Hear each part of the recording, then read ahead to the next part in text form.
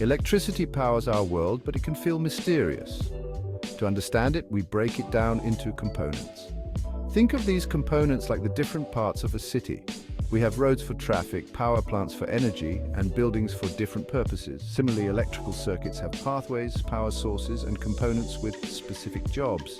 Circuit breakers are like safety switches for our homes, preventing dangerous overloads. MCBs, or miniature circuit breakers, are common in homes, protecting individual circuits.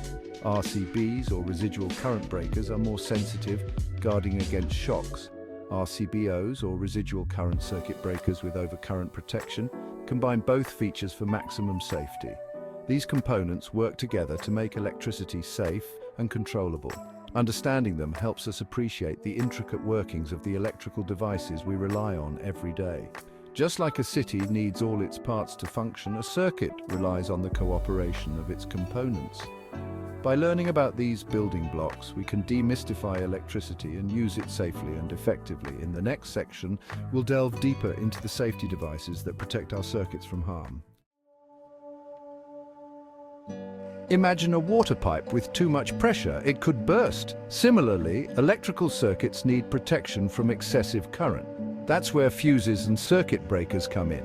Fuses are like sacrificial heroes. They contain a thin wire that melts when too much current flows through, breaking the circuit. Circuit breakers, on the other hand, are resettable. They use a mechanism that trips and breaks the circuit when current exceeds a set limit. Once the problem is fixed, you can simply reset the breaker and restore power. MCBs are common in homes, offering thermal and magnetic tripping for different fault types. Thermal tripping protects against overloads, while magnetic tripping reacts quickly to short circuits. RCBs, also known as GFCIs or ground fault circuit interrupters, are particularly important for wet areas. They detect imbalances in current flow, which can occur when electricity flows through a person to the ground. This quick detection allows them to trip rapidly, preventing serious electric shocks. RCBOs offer the combined protection of MCBs and RCBs in a single device. They provide comprehensive protection against overloads, short circuits, and ground faults. Choosing the right protection for each circuit ensures safety and prevents electrical hazards.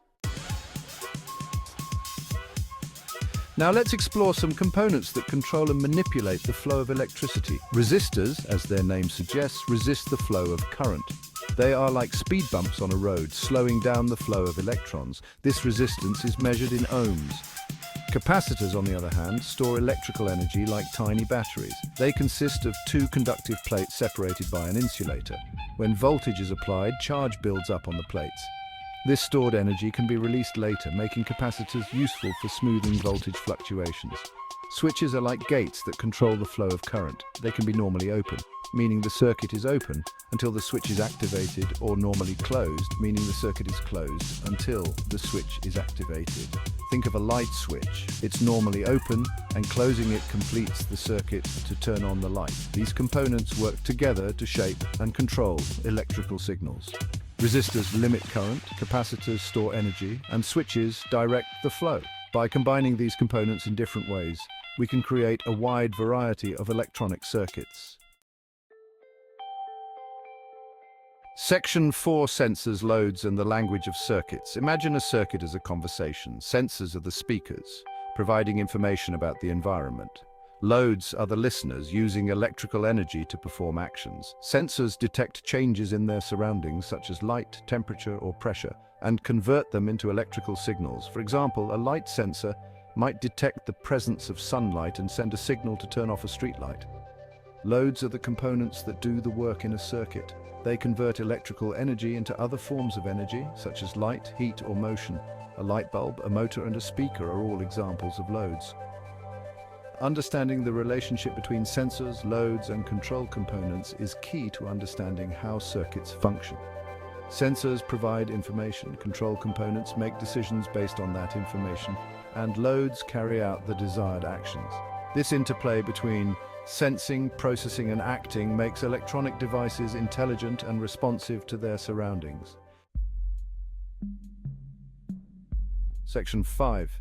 Measuring and testing your electrical toolkit. Just like a doctor uses tools to diagnose patients, we use tools to understand and troubleshoot electrical circuits. One of the most important tools is the multimeter. A multimeter is a versatile device that can measure various electrical properties, including voltage, which is the electrical potential difference between 2 points, current, which is the flow of electrical charge, and resistance, which is the opposition to current flow. We can also use a multimeter to perform continuity tests to check if a circuit is complete, polarity checks to determine the positive and negative terminals of a component, and IR tests to measure insulation, resistance, and detect potential leakage currents.